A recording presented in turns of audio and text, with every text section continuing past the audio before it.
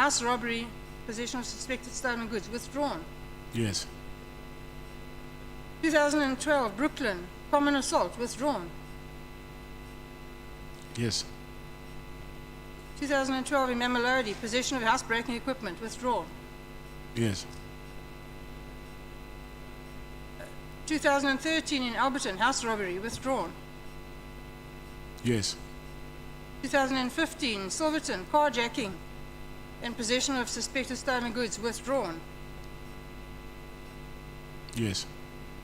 2016, possession of a firearm without a license, impersonation of a police officer, resisting and obstructing or assaulting a police officer, withdrawn. Yes. 2018, attempted murder, withdrawn. Yes. That's quite a checkered history. Most people don't rack up that kind of history with the police. Would you agree? Would you agree? Agree what? Most people don't rack up this kind of history with the police. I don't know that. You don't know that. And how is it, Mr. Matlala, that you lived such a charmed life? Out of that entire list of activities, you were only convicted once. How did you manage that? Or were the rest all just nonsense charges? Nonsense. Yes, were they just nonsense charges? No. How is it that you were, everything was withdrawn or you were acquitted? Was I supposed to be convicted? Well, if you were guilty, yes. Yes, if I was guilty. Yes. Yes. So you're saying you weren't? That's why they were withdrawn. All of those? Yes. I see. So, despite this long history of what I regard certainly as a checkered past, you have a long history of dealing with police officials, and you have unusually close access to very high-ranking officials. Why is that? Why do I have... Mr. Matlala, we're not going to get anywhere. I have 30 minutes. It's a short period of time. I could spend easily 3 days with you. Yes. So please listen to the questions. I don't want to answer something that I don't understand. Please listen to the questions. Yes. And try and answer the question. Don't repeat what I say. It's not helpful. You have a long history with the police.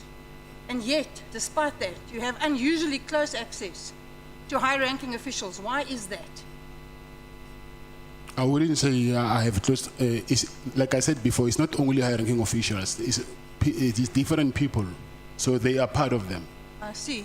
So, you know, I've been a prosecutor for 26 years. I've been in Parliament for 14 years.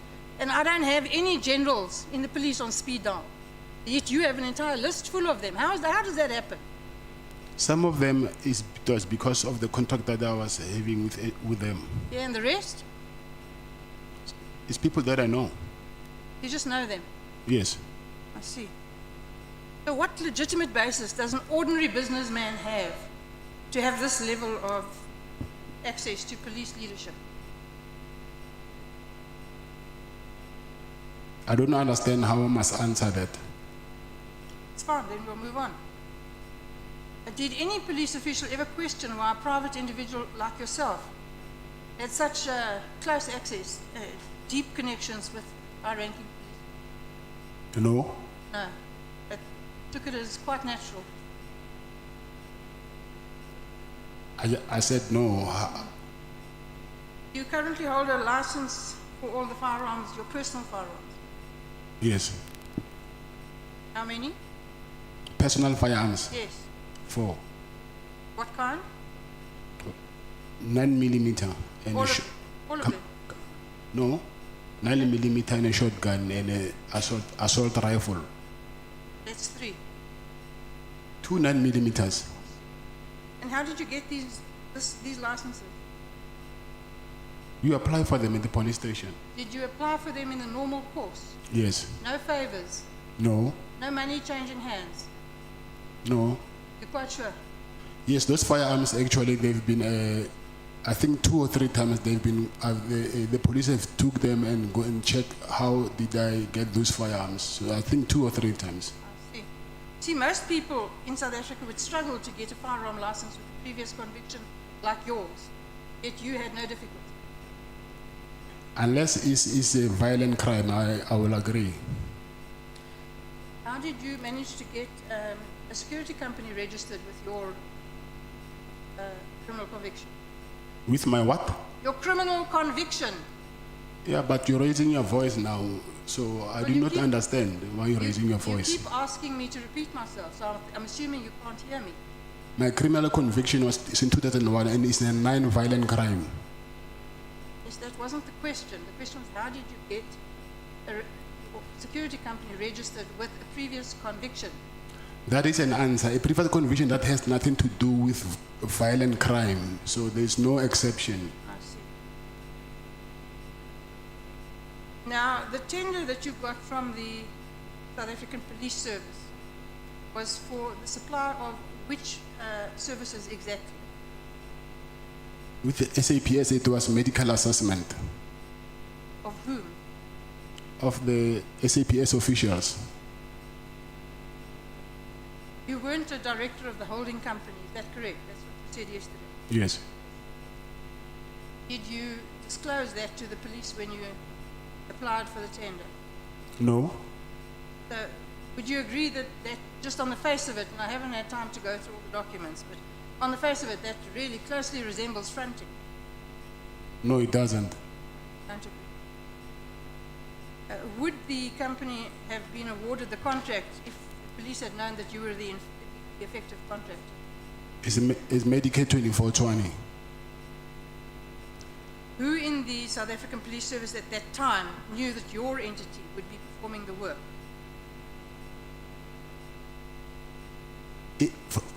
From the SAPS, Yes. no police officials are performing work on my behalf. You testified that you met Mr. Cele for business engagements. Is that correct? For business engagement, yes. Yes. And your idea of the business engagement was to complain about the problems you were having, and then he should facilitate some means of assisting you. Yes. That's right.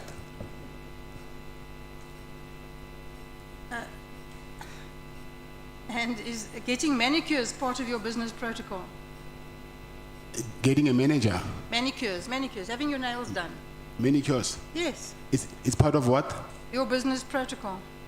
No, it's not. No. Is it not so that you and Mr. Cele met on at least 5 occasions at Edge for Men in Menlyn, where you get your nails done, both of you? I've never met Mr. Cele there. I see. And the 500,000 rand you say was because Cele asked for it, and it was in return for him having facilitated getting rid of the difficulties that you were having. So getting rid of the harassment and sorting out your problems that you were having with the police. Is that correct? Did I understand you correctly? I said to you that after he helped me, he said to me, I must give him money because he also helped me. I didn't say I gave him money because of he helped me. He the other way around. No. I accept that's what you say. But you asked him for assistance, he gave it, and then he asked for money Yes, that's true. in return for that assistance. Yes, that's true. Yes. Now, what do you think that is? Is that a business relationship, or is it just being good friends, or? I will say he's returning a favor. It's returning a favor.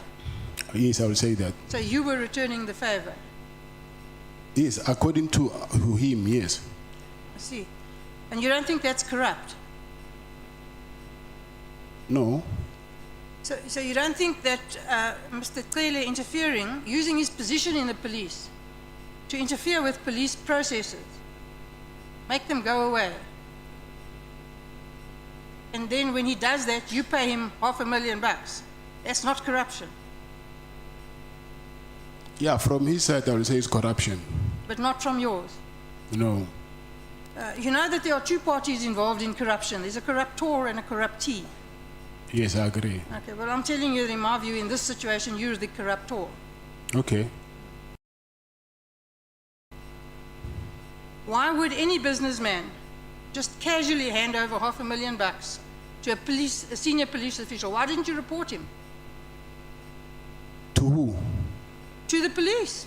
The same police that are harassing me. Well, there are many police. I'm sure the entire police force wasn't harassing. But there is only one national commissioner. Okay. So you paid to make your problems go away? Of course. Yeah. And I'm sad to tell you, Mr. Matlala, that is corruption. You call these payments facilitation fees. Of course. Yeah. A euphemism for corruption. You agree? No, I don't. So the lease on the property, the hospital property, you got the lease, you then got the contract, and then you complained the police were not giving you enough work. Why were the police under an obligation to give you work? It's part of the SLA. And what was that arrangement? What work were they supposed to give you, and how much? From all different work streams, from medical assessment to incapacity leave, injury on duty, any work stream that they have, a wellness. And who promised you this stream of ongoing work? Is the SLA itself. And what in totality was this contract going to be worth? 360 million. How much did you get of that? I'll say maybe 50 million. 50. Yes. So, you know, what other streams of income do you have apart from this contract? Security. Yes, and what do you earn, just generally speaking, from that? It's not the same. It depends on how many clients you have. Yeah, well, that's why I said generally speaking, just a ballpark figure. So maybe 2 million Is that a month, a year? a month. See. So you're quite generous, you know, you give away quite a lot of money. You bankrolled Cele to the tune of $500,000, you bankrolled the ANC's party on the 8th of January. Again, you must surely feel this money. I for the January 8th thing, I think I explained that why I had to give that money. Yeah, I'm not suggesting anything about the reason. I'm saying normal people would feel that money. Nobody just hands out that kind of cash. Even myself, I felt it. To the prejudice of your family, you're just handing out cash to corrupt policemen and the ANC for their birthday party. Can I call them? And my apology to Honorable Breytenbach, but I have a very serious problem with a sentiment or an assertion that says that Mr. Matlala's money was used to bankroll the ANC January 8.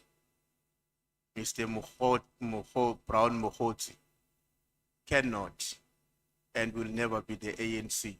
So to say the ANC was bankrolled because the money went to Mohoti is simply to reduce the ANC to an individual who had whatever kind of a relationship with Mr. Matlala. And we don't think as the ANC that is a correct appropriation of what we have understood to have been a relationship between Mr. Matlala and Mr. Mohoti.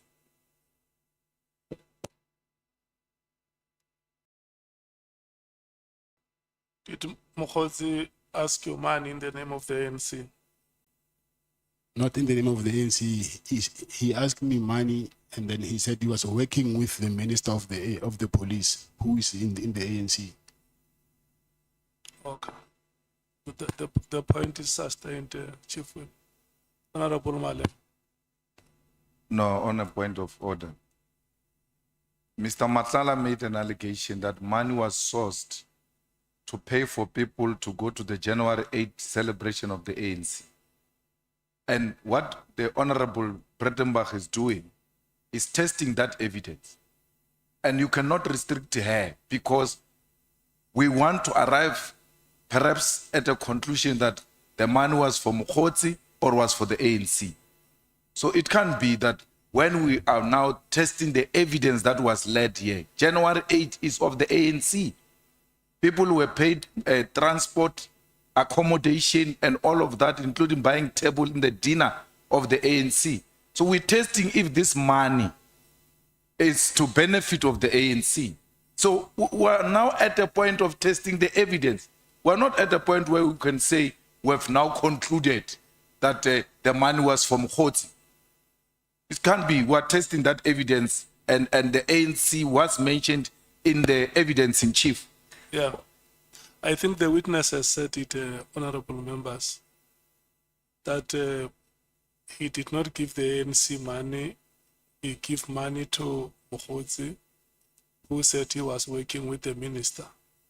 So the matter can be probed further. For now, it has not been proven that the money was used to bankroll the ANC. And that comes from the mouth of the witness. He says, yeah, you can continue testing it if you want to test it. The witness is here, he will respond for himself. But like I said, that point of order was sustained. Thank you. What did you give the money to Mr. Mkhotsi for? Said he wanted to entertain his friends and book them flights and accommodation. For what? Flights and accommodation. For what? For the To go January where? January 8th celebration. And what is the January the 8th celebration? I think it's the celebration that the ANC hold every year. Thank you. So,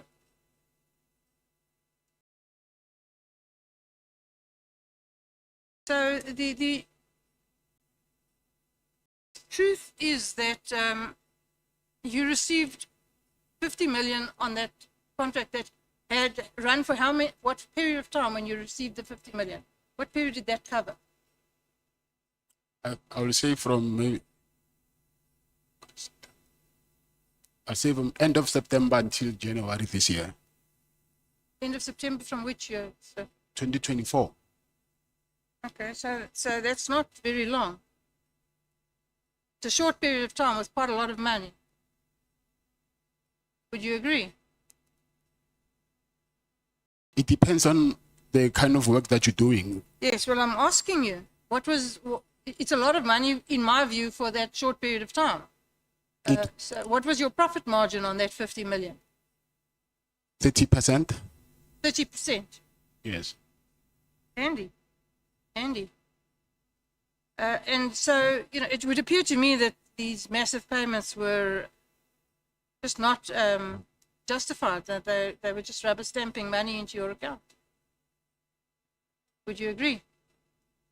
No. No. Your business depended heavily on the police service contract, is that correct? Yes. And that's why you were desperate to keep the contract alive Yes. and went to such lengths to get people to intervene to make sure the contract wasn't cancelled. Yes.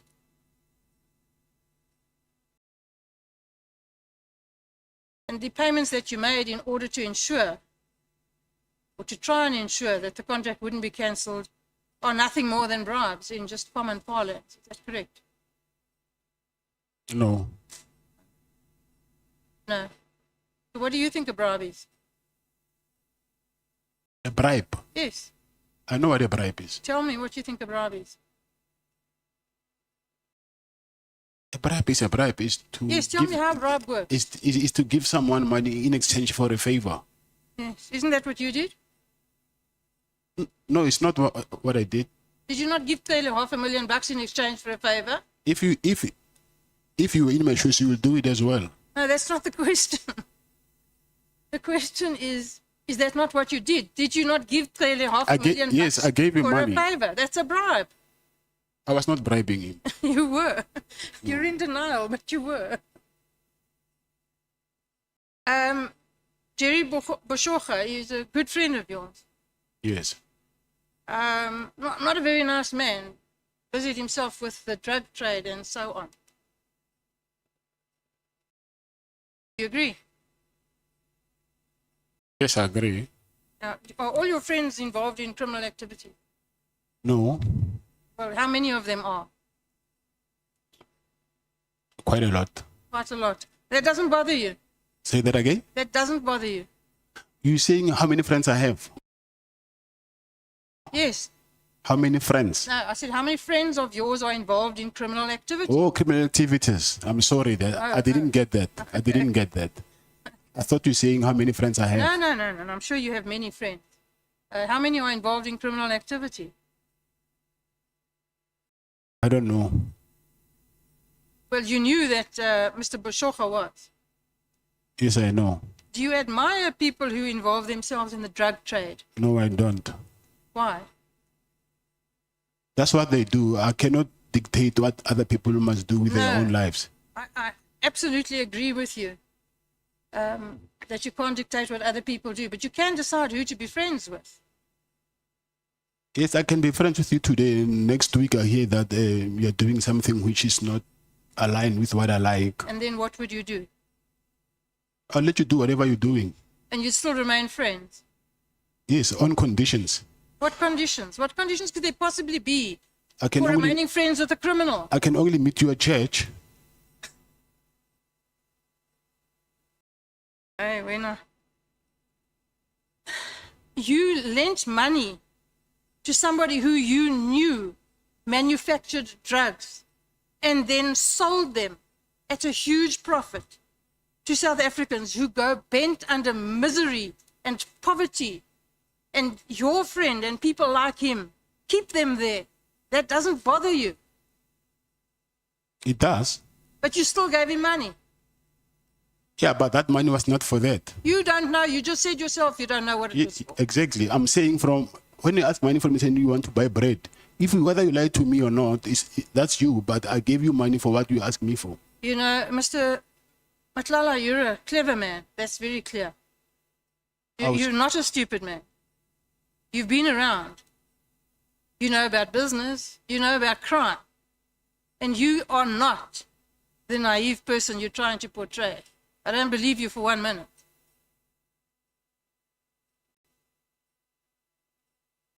Now, have you ever heard anything about Mr. Boshoga again? Where is he? I don't As know. far as I'm aware, he hasn't been heard of again. Yes, I don't know. And what happened to his business? I don't know. And what happened to the money he still owes you? Not been paid. Yes. Yeah. Yeah. Very suspicious. That whole thing is suspicious. Does it not rouse your suspicions? This disappearance. It's suspicious. Yes. Of course, it's suspicious. Yeah. Where's his wife and his child? At their house, I think. They've returned, just not him. They've what? Have they returned? It's just him that has not returned. They were never kidnapped. Oh, they were never kidnapped. They were never Oh, kidnapped. I see. I thought they were all kidnapped. When you traveled to KZN to meet Mr. Cele, you go in a convoy of 6 or so cars with up to 14 men, you say. Yes. Well, unless you're an incredible show-off, what is the necessity for that? I'm in business. I'm advertising my business. Okay, so are all those cars branded? No, they're not. So then how do you advertise your business? They've got number plates. They've got number plates. Yes. Are they branded? No, they're not. So, well, then you'll agree with me that makes no sense. It makes quite a lot of sense. Okay. Do you travel in blue light convoys with this paramilitary style convoy of yours? No, I don't. You used to To do what? travel with blue light convoys? No. Yes. And how did you access those blue light convoys? I never used blue lights. Never ever. Yes. So anyone who says you did is a liar.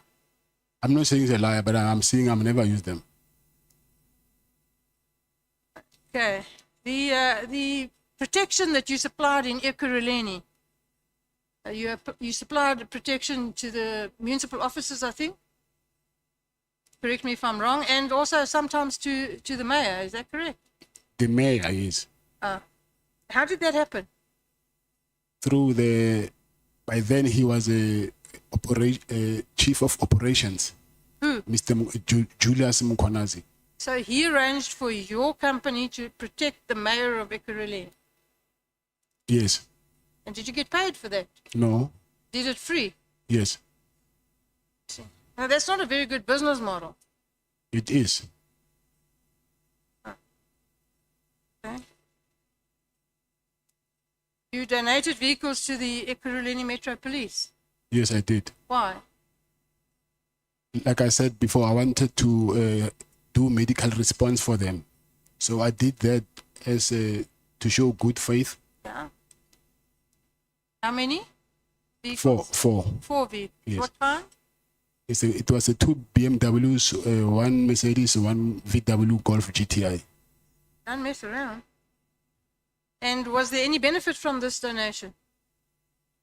No, there was no benefit at all. Did no business flow from it? I was expecting it, but it never happened. Also, not a very good business model.